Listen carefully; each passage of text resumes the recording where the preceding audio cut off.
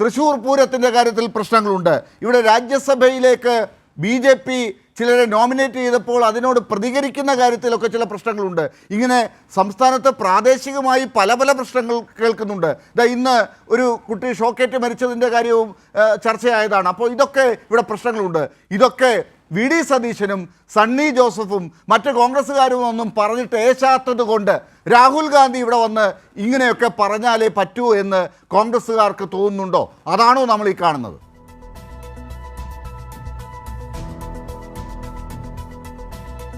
അല്ല, ഇവിടെ വന്നിരിക്കുന്ന ഒരു പ്രശ്നം, I was totally surprise to hear the statement of Rahul Gandhi. Rahul ഗാന്ധിയെ പോലൊരാൾ ഇങ്ങനൊരു സ്റ്റേറ്റ്മെൻറ്റ് പറയുമെന്ന് ഞാൻ വിചാരിച്ചില്ല.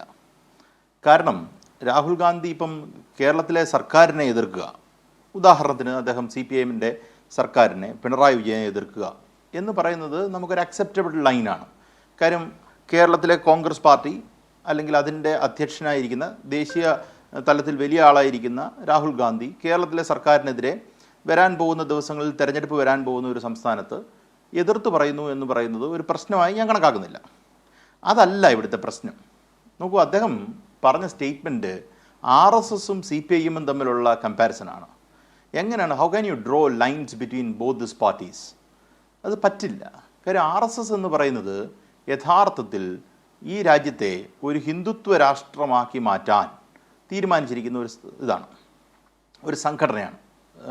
ഡോക്ടർ സമ്പത്ത് പറഞ്ഞതുപോലെ അതൊരു രാഷ്ട്രീയ സംഘടനയല്ല, എന്നാൽ ഈ പൊളിറ്റിക്കൽ ഫ്ലേവർ എല്ലാമുള്ള BJP എന്ന് പറയുന്ന രാഷ്ട്രീയ കക്ഷിയെ തന്നെ കൈപ്പിടിയിൽ ഒതുക്കി നിൽക്കുന്ന ഒരു സംഘടനയാണ് RS സംഘടന. അത് സാംസ്കാരിക സംഘടന എന്നൊക്കെ അവർ പറഞ്ഞാലും ആ കൾച്ചറൽ ഫ്ലേവറിനെക്കാട്ടിലും കൂടുതൽ അവർക്കുള്ളത് പൊളിറ്റിക്കൽ ഫ്ലേവറാണ്.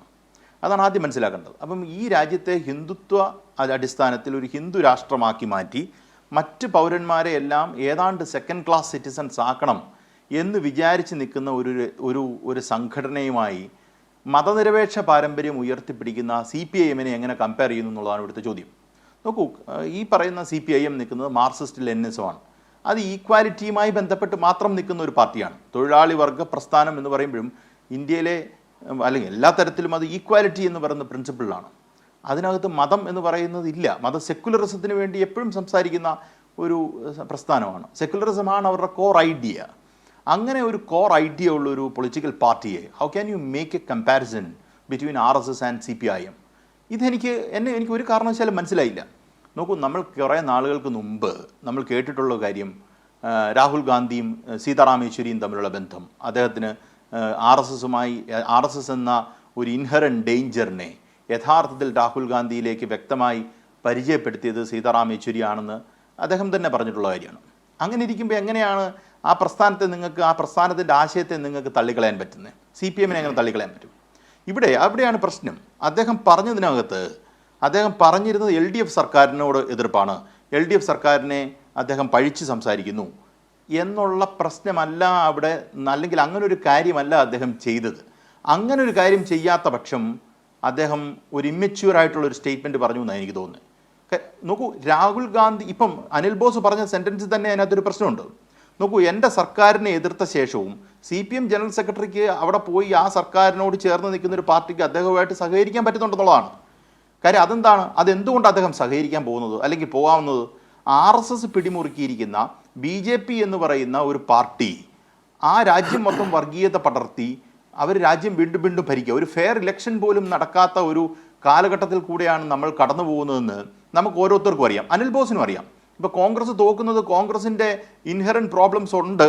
അതിനുപരി BJP ഉണ്ടാക്കിയിരിക്കുന്ന ഒരു സാമൂഹിക രാഷ്ട്രീയ അന്തരീക്ഷം, ഇലക്ഷൻ കമ്മീഷൻ ഉൾപ്പെടെയുള്ളവരെ പിടിമുറുക്കിക്കൊണ്ടാണ് അവർ കാര്യങ്ങൾ ചെയ്യുന്നത്. അതിനെ തോപ്പിക്കാനാണ് ഈ പറയുന്ന CPIMനെതിരെ പറഞ്ഞിട്ടും അദ്ദേഹം MA ബേബി ഇവരുമായിട്ട് സഹകരിക്കുന്നത്. അത് കാരണം വർഗീയതയ്ക്കെതിരെയുള്ള ഒരു പ്രതികരണമാണ്, ആ പാർട്ടിയുടെ വർഗീയതയ്ക്കെതിരെയുള്ള പ്രതികരണമാണ്. ആ വർഗീയതയ്ക്കെതിരെയുള്ള പ്രതികരണം അതിന് പകരം സർക്കാരിനെ എതിർക്കുമായിരുന്നെങ്കിൽ പിന്നെ ഇച്ചിരൂടെ കുഴപ്പമൊന്നുമില്ലെന്നേ. നോക്കൂ, കേരളത്തിൽ ഞാൻ ഒരു ഉദാഹരണം കൂടെ പറയാം. കേരളത്തിൽ ആദ്യമായി വയനാട്ടിൽ തെരഞ്ഞെടുപ്പിന് സ്ഥാനാർത്ഥിയായി അദ്ദേഹം നിൽക്കാൻ വന്നല്ലോ. He decided to contest from Wayanad അല്ലേ. അന്ന് അദ്ദേഹം ആദ്യം പറഞ്ഞെന്താ, CPIMനെതിരെയോ അല്ലെങ്കിൽ ഇവിടെ ഇരിക്കുന്ന സർക്കാരിനെതിരെയോ ഒന്നും ഞാൻ പറയുന്നില്ല എന്ന് അദ്ദേഹം പറഞ്ഞത്. അങ്ങനെ അദ്ദേഹം ഉപയോഗിച്ചത്. കാര്യം എന്താ, ഒരുമിച്ച് നിൽക്കേണ്ട ഒരു സാഹചര്യം, രാഷ്ട്രീയ സാഹചര്യം രാജ്യത്തുണ്ട്. അതിനെ ഡൈല്യൂട്ട് ചെയ്യല്ലേ രാഹുൽ ഗാന്ധി ചെയ്തത്? രാഹുൽ ഗാന്ധിയെ പോലെ അത് ചെയ്യാൻ പാടില്ല. അദ്ദേഹത്തിന് തിരുത്താനും സമയമുണ്ടെന്നാണ് ഞാൻ കണക്കാക്കുന്നത്. അദ്ദേഹം നോക്കൂ, ഒരു സർക്കാരിനെ എതിർക്കുന്നതും ഈ പറഞ്ഞ ആശയവും തമ്മിൽ വ്യത്യാസമുണ്ട്. ഒരു കാര്യം കൂടെ ഞാൻ പറയാം.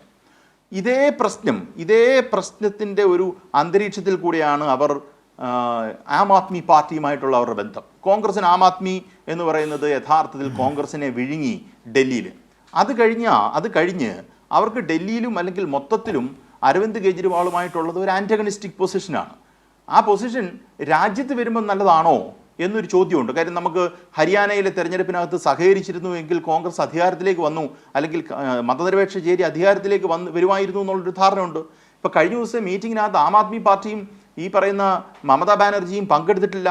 അപ്പോൾ അങ്ങനെ നമ്മളുടെ ഈ അഗ്രസീവ് നേച്ചർ കൊണ്ട്, അല്ലെങ്കിൽ നമുക്ക് ആ പൊളിറ്റിക്കൽ ഗ്രൗണ്ട് മനസ്സിലാക്കാതെ ഉള്ള പ്രതികരണങ്ങൾ നടത്തി കഴിഞ്ഞാൽ, ഒരു രാഷ്ട്രീയ കക്ഷിയുടെ ആശയം, സെക്യുലറായിട്ടുള്ളൊരു പാർട്ടിയുടെ ആശയം പോലും നിങ്ങൾ റദ്ദ് ചെയ്ത് കളഞ്ഞാൽ നിങ്ങളുമായിട്ട് എങ്ങനെ സഹകരിക്കാൻ ഫ്യൂച്ചറിൽ പറ്റും?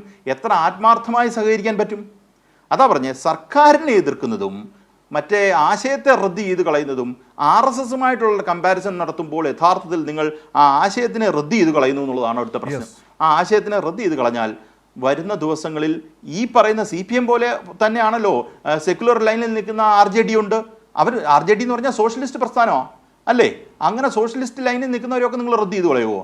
അപ്പം നിങ്ങളുടെ പരോക്കിയലായിട്ടുള്ള ഒരു റീജിയൻ്റെ ഇൻട്രസ്റ്റ് നോക്കി ഒരാശയത്തെ റദ്ദ് ചെയ്ത് കളഞ്ഞു കഴിഞ്ഞാൽ അതിനകത്ത് വലിയ പ്രശ്നം ഉണ്ടാവും. കോംറേഡ്സ് എന്ന് ഇന്ത്യൻ നാഷണൽ കോൺഗ്രസിനകത്ത് തന്നെ പ്രയോഗം നടത്തിക്കൊണ്ടിരുന്ന ഒരാളായിരുന്നു പണ്ഡിറ്റ് നെഹ്റു, അദ്ദേഹത്തിൻ്റെ മുത്തച്ഛൻ. അത് അദ്ദേഹം ഓർത്താ നന്ന് എന്ന് പറഞ്ഞാൽ നിർത്തും. ശരി.